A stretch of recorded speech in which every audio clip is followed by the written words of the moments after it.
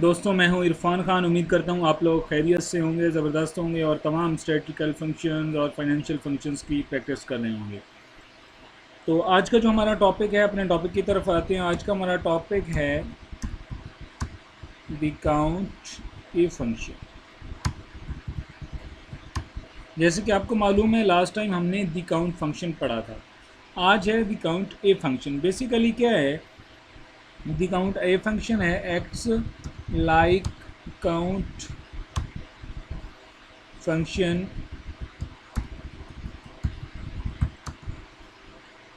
expect text and logical values are included in the calculation।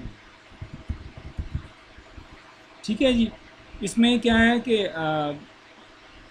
हमारे पास for example यहाँ पे sales का data है। जैसे कि छोटी सी डाटाबेस मैंने ऑलरेडी डिज़ाइन किया है ताकि हमारा टाइम बच सके।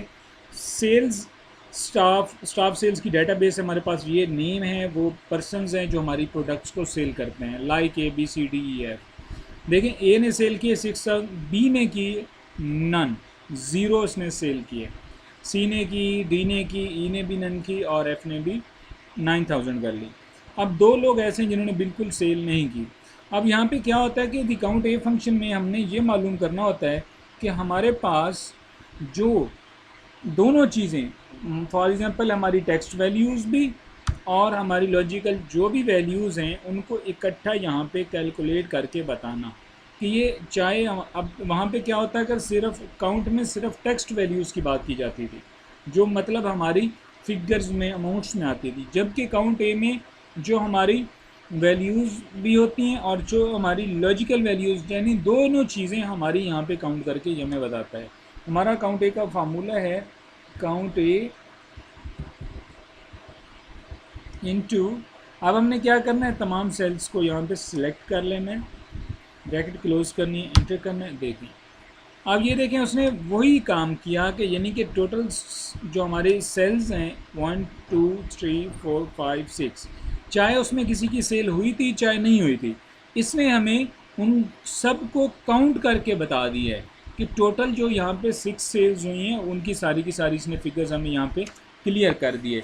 ये तो था काउंट ए का एक फार्मूला जो मैंने आपसे डिस्कस किया। आप भी इसकी प्रैक्टिस करें, बहुत ही ईजी है। बाज़-औक़ात बहुत सारे लोग होते हैं जो सेल्समैन की जॉब छोड़ के चले जाते हैं और उनकी वैल्यूज़ नील लिखना पड़ती हैं और एट दी एंड हमें टोटल वैल्यूज़ और या टोटल पर्सनस को जब वहाँ पे हमें काउंट करना पड़ता है तो उसके लिए हमें बहुत सारा टाइम रिक्वायर्ड होता है। जबकि हम इस फार्मूले का इस्तेमाल करते हुए अपना बहुत सारा टाइम वहाँ पे सेव कर सकते हैं। उम्मीद करूँगा आपको समझ में आया होगा, आप प्रैक्टिस करेंगे।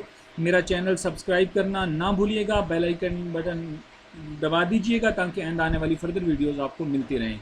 अपने व्हाट्सएप ग्रुप्स लिंक्स, मेरे इस वीडियोस के लिंक्स अपने व्हाट्सएप ग्रुप्स में दोस्तों के साथ, स्टूडेंट्स के साथ ज़रूर शेयर कीजिए ताकि उनको भी इससे फ़ायदा हासिल हो सके। बहुत शुक्रिया।